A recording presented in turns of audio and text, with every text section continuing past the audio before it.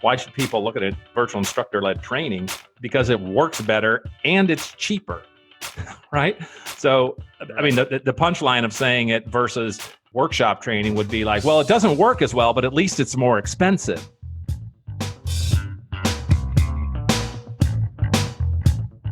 Welcome to the Modern Selling Podcast, where we help the entire sales community to create more sales conversations with today's modern buyer. This includes anyone from entrepreneurs and business owners to sales reps and sales leaders.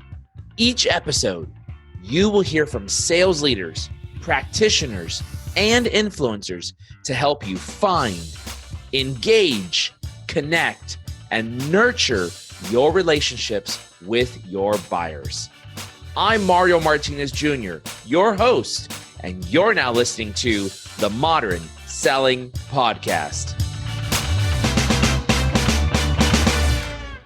This episode is sponsored by Zant, the enterprise leader in sales engagement. Zant has authored the definitive guide to sales cadence. Get your copy at salescadenceguide.com. That's salescadenceguide.com. All right, ladies and gentlemen, welcome back to this episode of the Modern Selling Podcast with your host, me, Mario Martinez Jr. And today, I invited someone who you've heard before on the Modern Selling Podcast, who you know, a very popular sales influencer and my co-founder at Vengreso, Mr. Kurt Shaver himself. Kurt Shaver, say hello to the audience. Hello, audience. Let's get it going, Mario. So, Kurt, as customary, even though everybody knows who you are, Chief Sales Officer, co-founder of Vengreso, do me a little favor. Just give a little background on yourself. And I'm also looking for one thing that nobody knows about you. Okay, well, I am a career sales guy. I'm a baby boomer, dot-comer, Silicon Valley sales guy to sales exec turned social media evangelist and social selling and digital selling and all those things. Did it on my own for a while, joined Vengreso 3 years ago, and we're rocking the digital selling world. What do most people not know about me? Well, they certainly don't know it off my LinkedIn profile, but I actually used to perform stand-up comedy back in my days in Atlanta, Georgia. So, tell us a joke. No, that's like the first lesson that the instructor taught us in this class, because he said, modern comedians, and this was, 20 years ago, he said, it's not really about jokes per much as it's stories. It's kind of like stories. So I was basically just nutting on kind of like myself, mostly in stupid stuff that I would say to my wife. That was kind of the gist of my act. I gotcha. So for those of you that don't know Kurt on a super, super personal level, I think at least every other conversation I walk away and I'm like, that Kurt, man, he's a funny guy.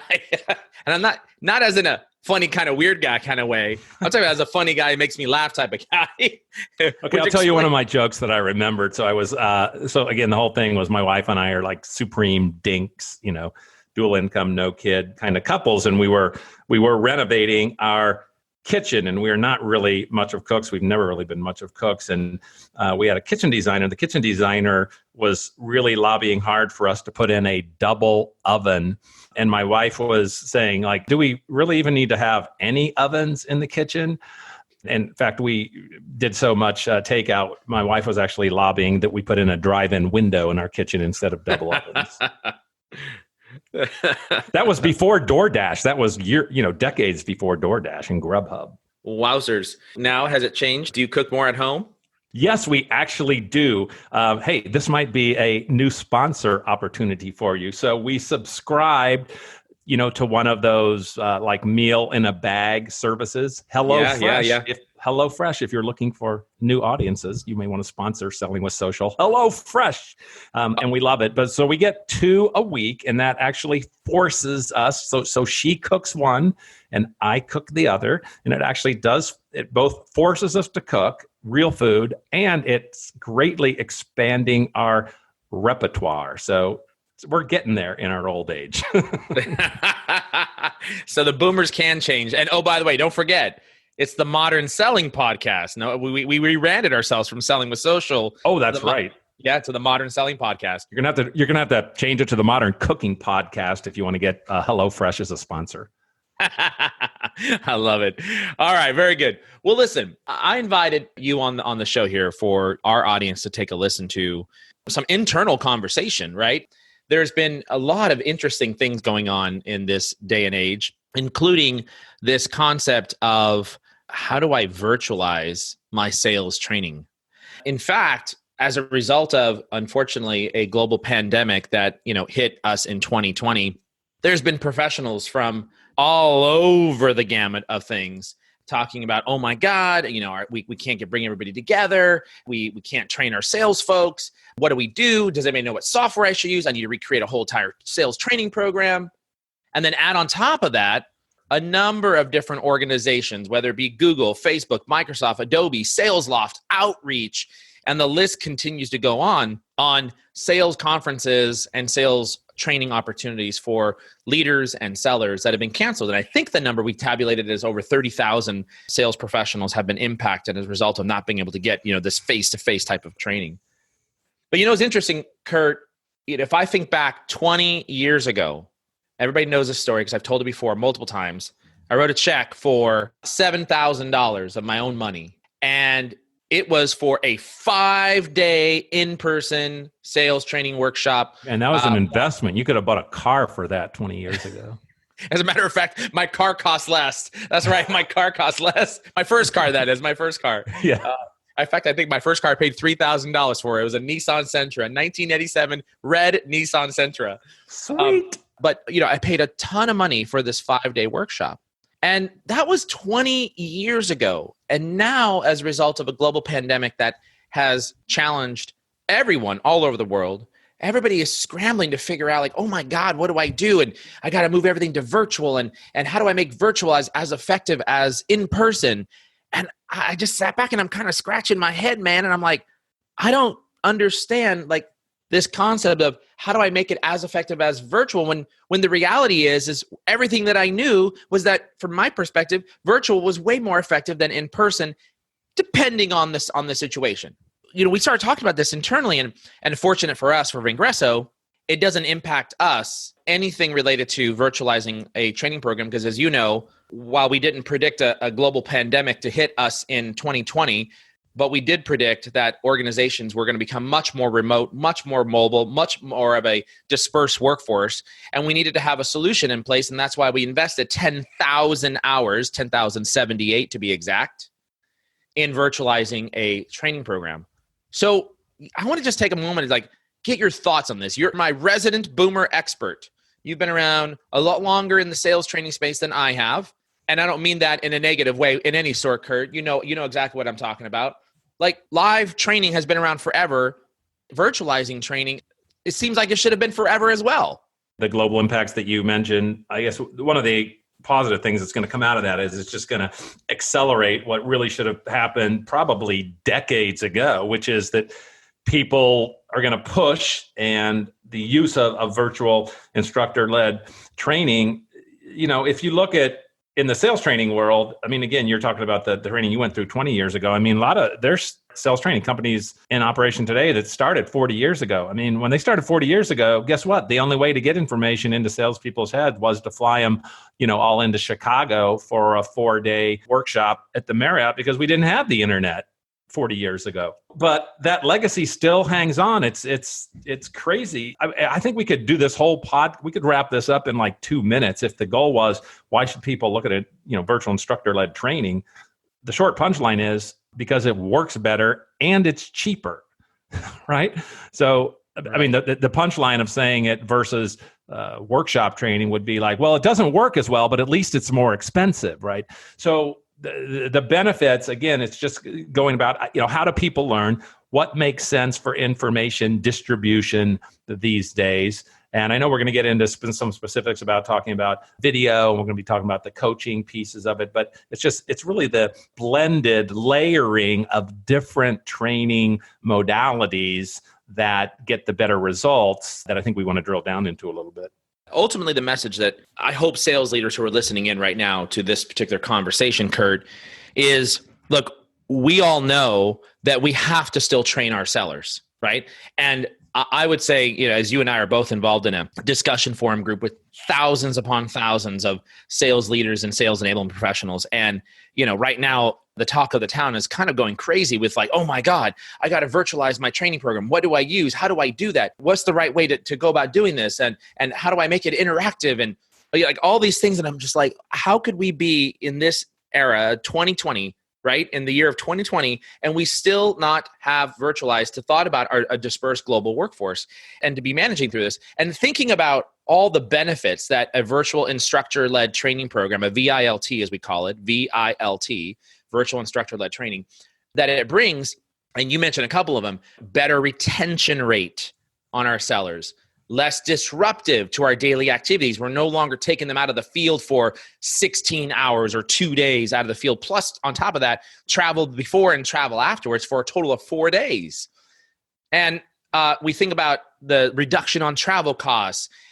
Those are just a few of those benefits that you get in a virtual instructor-led training program.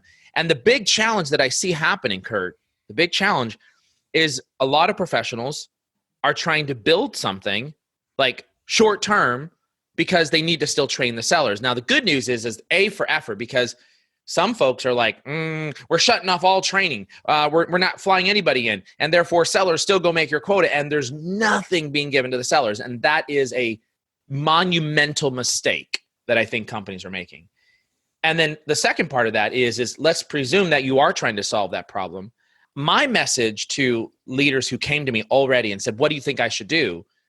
My message was, look, if you're trying to solve a problem for the next 3 to 6 months, don't go build it yourself unless you've got 6 people that you're going to throw at this in 10,000 hours that you want to invest into it, right? Go and talk to an organization that can help you during this time and or in the future because you're going to have better results. So that's kind of my message. But I don't know if everybody believes, Kurt, especially sales leaders that are 45 and older, which is our age, right? 45 and older.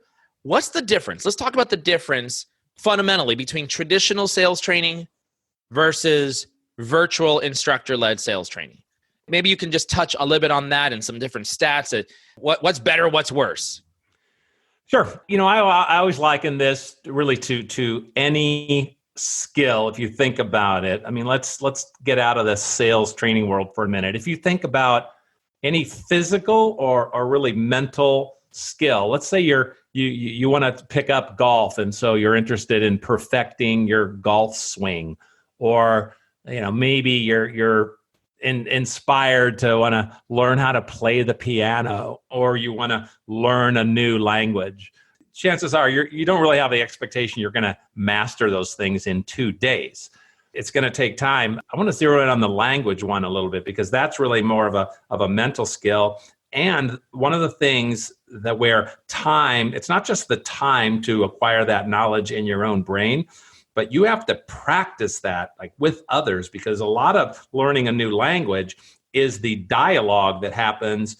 People a lot of times say, hey, I can say it, but if I go in country with a new language, the people are talking so fast, I can't listen and understand it and absorb what they're saying. And so much like digital selling, it's a two-way dance between you and prospects or customers. You have to have time to practice those things.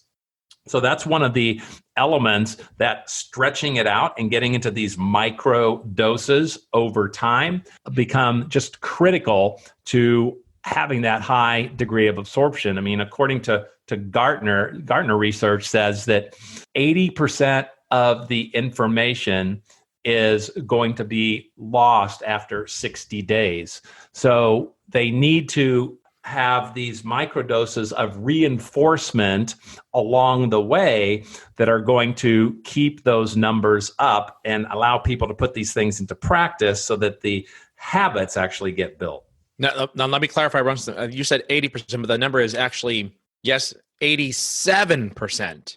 Even more important. Yes, even bigger of a problem, right? 87% of B2B sales professionals forget the information they learn within a month of in-person workshop training.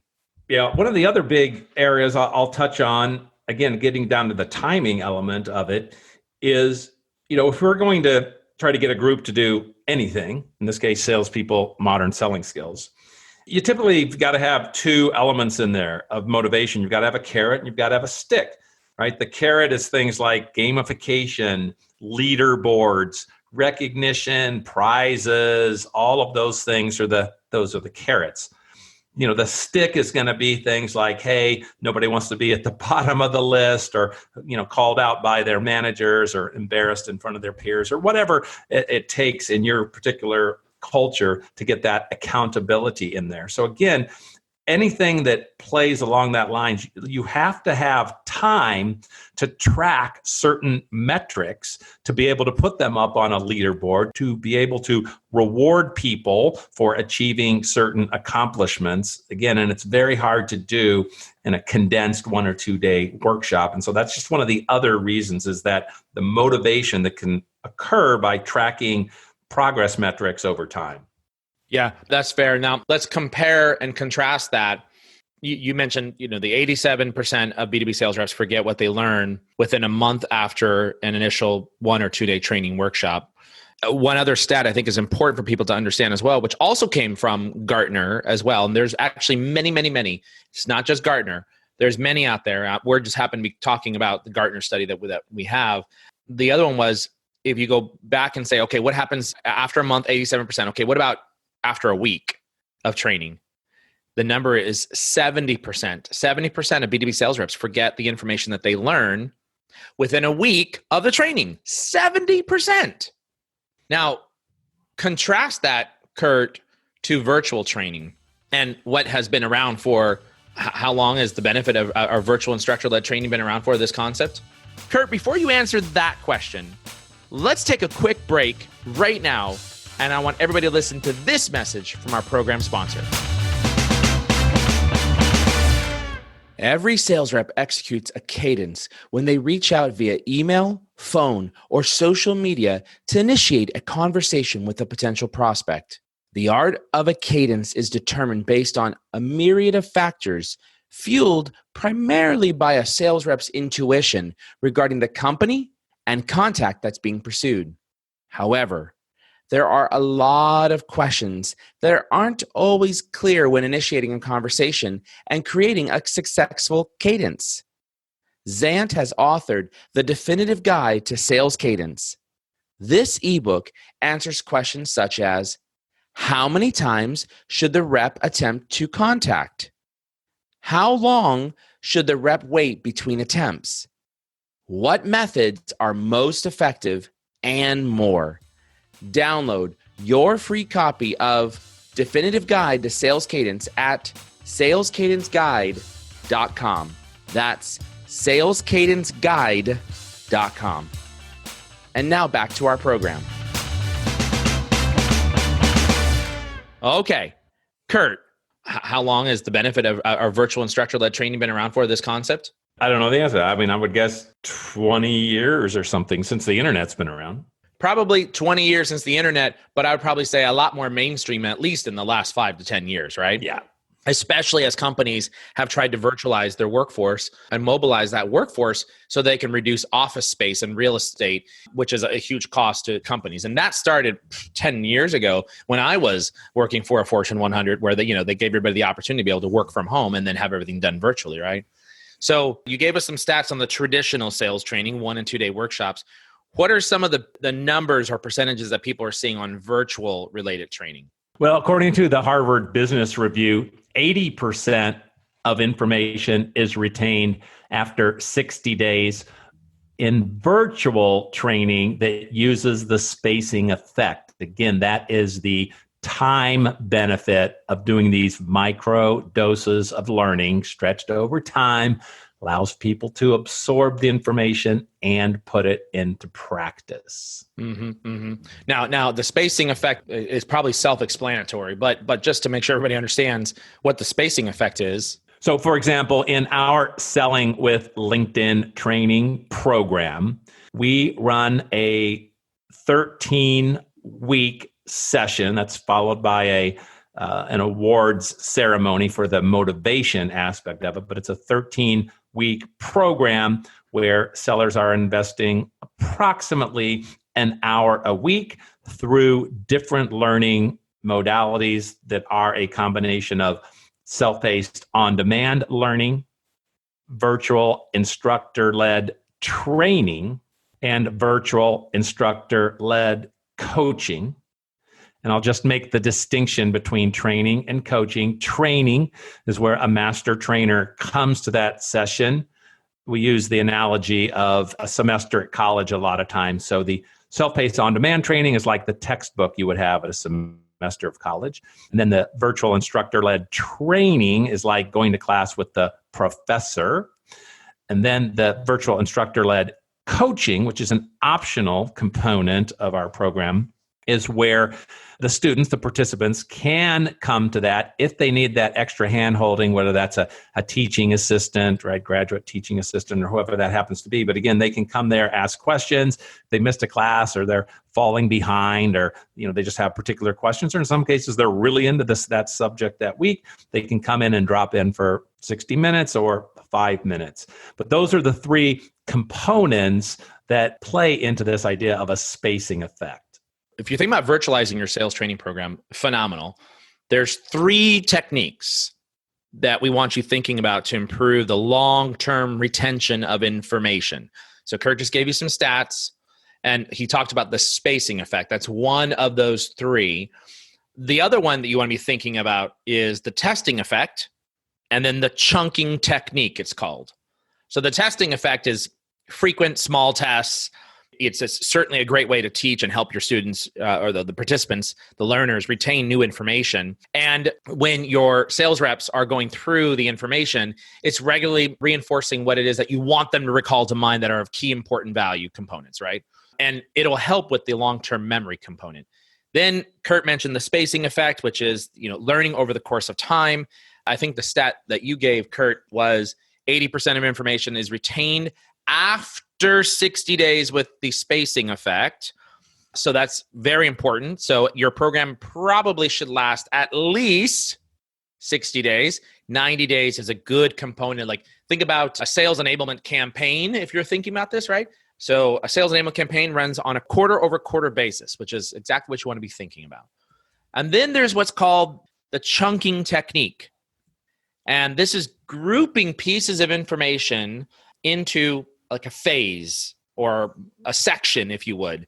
And it helps the learner to be able to retain the information better because now the content is grouped together individually. And it's kind of like how we created our 6 phases, right, to a modern sales program, 6 phases. That is essentially our chunking technique. We group together each phase, and all of our testing and training, and as Kurt mentioned, the live training and the coaching go around each phase. And then there's 6 phases, which take us basically 3 months to initiate for a seller. So those are some of the things that we want you thinking about when you're trying to create this virtual training program. Kurt, did I miss anything?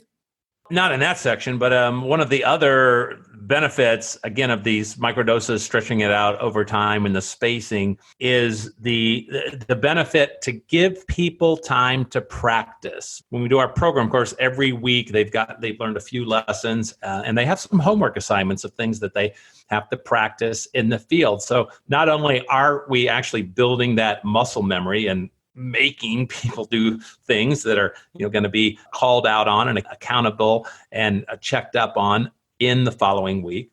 But one of the really important points that companies often overlooked is that the instructor doesn't always have all the answers.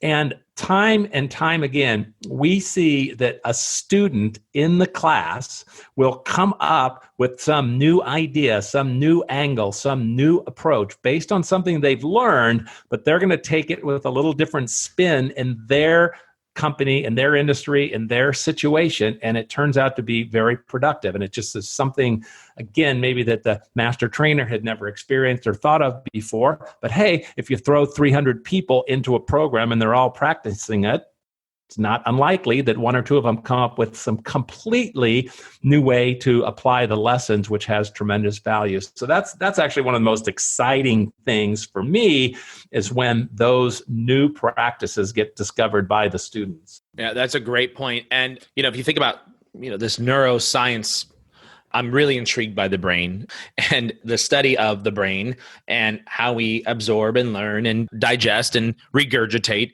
But If you think about learning, here's an interesting component for you. There's some facts about how the brain works. Short-term human memory is limited to just about 7 items of information. Now think about that. We're limited to 7 items of information, and yet we put our sellers into a room for 2.5 days and expect them to be certified, completely ready to go, and then, oh, by the way, let's add some coaching to do some reinforcement. And who is that coaching relying upon? They put it on the sales managers and say, sales managers, coach to what it is that you guys all just learned. Well, not only do the sellers only are able to retain 7 items in their short-term memory, total of 7 out of 2.5 days, but so are the sales managers. So they're completely ill-equipped as well to really coach on what it is that you just trained. And even if you offer a little bit of coaching after that, you've still lost so much data inside there. And if you think about this as well, Kurt, how many times today still have we walked into a training where someone is delivering information verbally as opposed to visually? And we hear this all the time. I love the way I'm able to pause what it is that I'm seeing on the screen, rewind to any point I want, and redo because I didn't understand the concept. And inside of a live training program, as you and I both know, facilitating live training programs, which we do a little bit of today, very little, but we used to do all the time. How many times did people say, Kurt, I'm lost. Can you go back? And it used to be right. a lot of people in the room saying, it's going too fast, right? Well, I mean, let me just reframe this for the audience. I'm going to ask you a question now, Mario. Where do you think most people turn to these days if they want to learn how to fix a leaking toilet, or how do I repair a hole in my drywall, or how do I grow the ideal cherry tomatoes in my garden? Where do people get that information these days? Oh, I don't know. Only the second largest search engine in the world and one of the largest social media sites in the world, this thing called YouTube. Yeah, a little bit of how-to in YouTube. I've got a friend of mine that is such a YouTube do-it-yourself addict. He is fearless. He will take on anything. I am not kidding you. This guy, I mean, he does all the little basic stuff like, hey, I'm replacing the GFI switch in my electrical outlet, or, I'm repairing a blender or something like that. But this guy is such a devoted YouTube guy. He actually replaced the transmission in his wife's Mercedes from a YouTube video. Cool. And he did it for like $300 as opposed to the $1,500 bill he was going to have to pay to do it. So wow. But anyway, the point is short little videos in the moment teach you one thing that is so popular on YouTube. It works in other areas like digital sales training or any kind of sales training. Gotcha. Well, I mean, I think we spent a little bit of time on this, and for any sales leaders out there that's worried, I guess the message is that you're worried about the fact that you can't fly people in and get them all together. Okay. Yeah, I could see how there are some sales trainings that are extremely hands-on practical training that you want to bring people together. And a great example of that is even our own Selling with Video sales training course. Kurt and I and the rest of the leaders, we've struggled with, man, how do we virtualize that? Because it is such a hands-on workshop, meaning you are up and down in your seat every few minutes and you're practicing techniques with nonverbal cues, voice modulation, and only you can get that when you're live, in person with somebody to be able to help them transform. So there are some trainings that may be the need for a live component and workshop. But generally speaking, anybody who's out there that is worried about virtualizing their sales training, hopefully what you just heard is telling you, calm down. It's not that big of a deal. In fact, you're probably going to get better results as a result of virtualizing the training. Now, on the other side is, now how do I make it successful? And what are the different components that I would want to include inside there? So if I'm going to go down this path, how do we make sure we improve that retention rate? We ensure that the investment is on the remote on demand is not wasted. I think we've come up with 7 benefits, if I'm not mistaken. And we actually wrote an article about this, the Neuroscience benefits of virtual sales training for sales teams, that we'll include in the show notes. But Kurt, you want to touch on some of these benefits that we've identified in terms of virtual instructor-led training? Sure, I'll rattle them off. I mean, we've touched on some of them in this discussion, but in the blog, they're going to read that the first one is about gamification. Again, that's just motivating people if you're trying to change their behavior. That's a necessary piece. Number 2 is chunking and spacing. We've already talked a lot about that. You've got to have that time in between. Number 3 is to promote deliberate practice. And again, mention that, the idea of sometimes students come up with the best idea. Number 4 is it increases repetition, so that this is the practice makes perfect idea. And again, we're trying to build habits, so we need those couple of months of repeating things in order for them to build habits. Number 5 is talking about video. YouTube, greatest example there. Number 6 is the ability to test knowledge. Again, if knowledge has to sink in over time, then you can't test it on day 1. You've got to test it on day 7 and 14 and 21 and 28, et cetera, et cetera. And the last piece of it is personal coaching, whether that's done group virtually or one-on-one virtually through video conferencing software. It's a great way to bring that coaching element in to really fine-tune the skills for the individual. I want to touch on this topic of incorporating videos. Kurt, you and I have seen it before. We've been through others on-demand sales training, both in our corporate lives as well as, as executives here at Vengreso. We've seen it even on people sharing videos on LinkedIn, as an example, where they're bringing together videos. There's the old school way of, I'm going to give you a demo, and it might go something like this. Hello, in today's virtual training lesson, you're going to learn the following 6 items. Number 1, number 2, all the way through 6. Let's begin. And all it is PowerPoint, maybe a couple, screenshots, live demo. And it's that type of voice that you hear. Alternatively, there's what's called bring the sexy back to video. Hi, in today's learning lesson, you're going to learn 6 elements. These 6 elements are super important. Let's review them. Number 1, number 2, all the way through 6. Let's get started. All right. The first thing I want you to take a look at, and usually what's happening is on that type of video with that type of voice and vocal inflection and that type of modulation that I just demonstrated, is you're actually seeing the person's picture. And then they're moving into whatever it is that you want to be displayed or to show if you have like a live, an application of some sort. Which one do you think, Kurt, is more effective? The first one, which we've seen it 100 billion times, or the second one, with a lot more vocal inflection, modulation, using the use of video, jumping back and forth between the person's face and the actual screen? Wait. What'd you say? You take it to the bridge? I'm bringing sexy back. Yeah. Sing it, Mario. I'm bringing sexy back. A little Justin Timberlake. Hey! All right. Oh, I don't want to get you too excited. I love it. All right. The answer is? Bing. Number two. See that's that comedic value right there that you bring to the table. I hope everybody that shares this podcast, I hope they share it and say, listen. That was not post-production either, man. That was on the fly. That was on the fly. I hope they say, listen to this at this moment in time. I don't know where it's going to be at. I have no idea how long we've been talking. But when you share that, make sure you share it and say, listen to this part right here with Kurt Shaver where he brings in Justin Timberlake. JT. Exactly. Number 2. That's where I really want sales leaders to be thinking, all right, maybe our sales enablement leaders, our sales trainers, our whoever they have, maybe they might have that capability. But we are in the 21st century, for God's sakes. Please do not put a video in front of me that sounds like that first demonstration that I just gave you. Because why? First of all, 50% of our workforce are millennials, and millennials grew up with an iPad in their hand, watching YouTube and creating videos. And you better believe that these guys and gals know how to even probably produce some really rock solid videos. So you make sure that you bring that sexy back into that video and that people can actually feel the passion or hear the passion. And if that's not the person that you've hired in the training role, doesn't mean that they're not a good fit.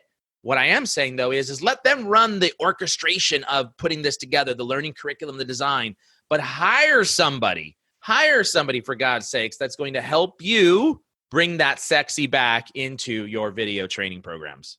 Yes, and let's talk about coaching.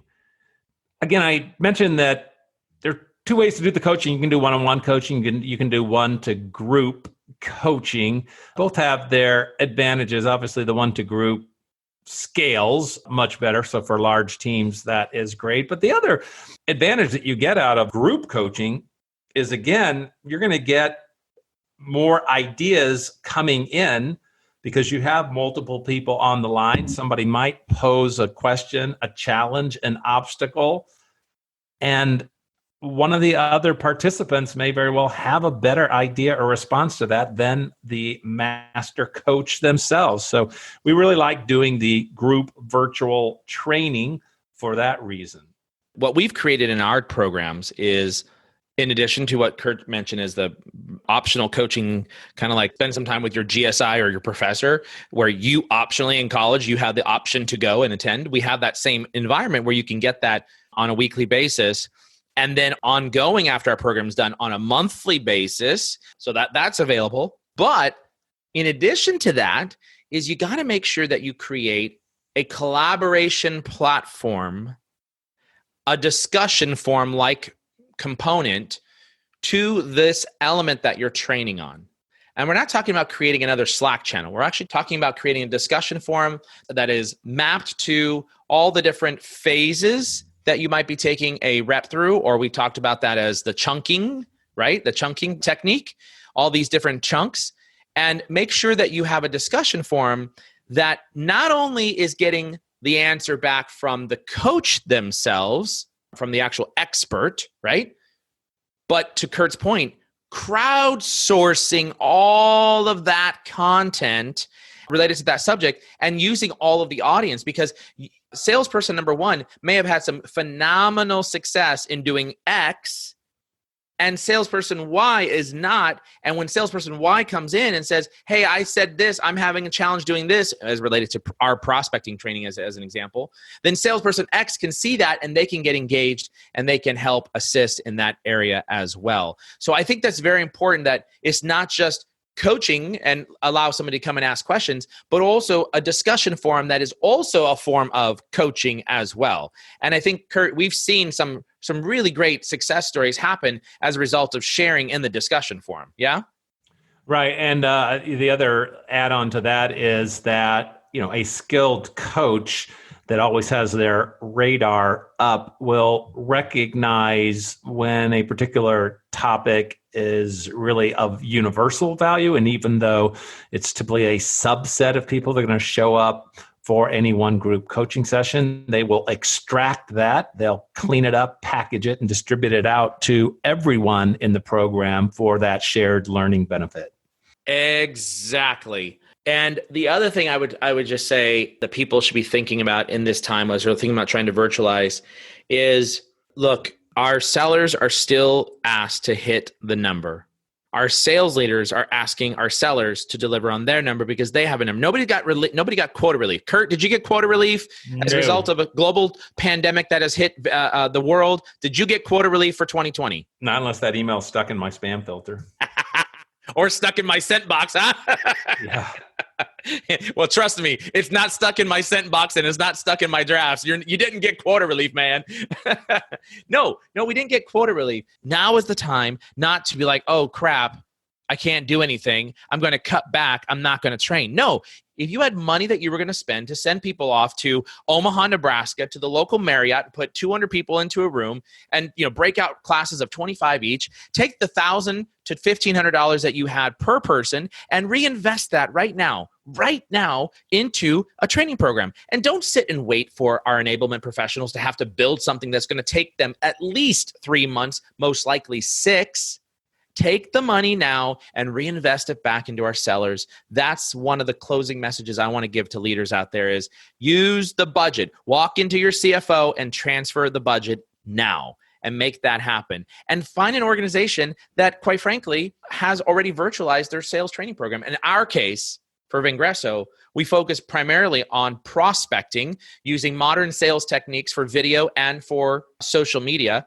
So if you're having a problem reaching more buyers, which by the way, all of our buyers are now pretty much sitting at home behind a computer on social media and watching emails. So we'll watch videos.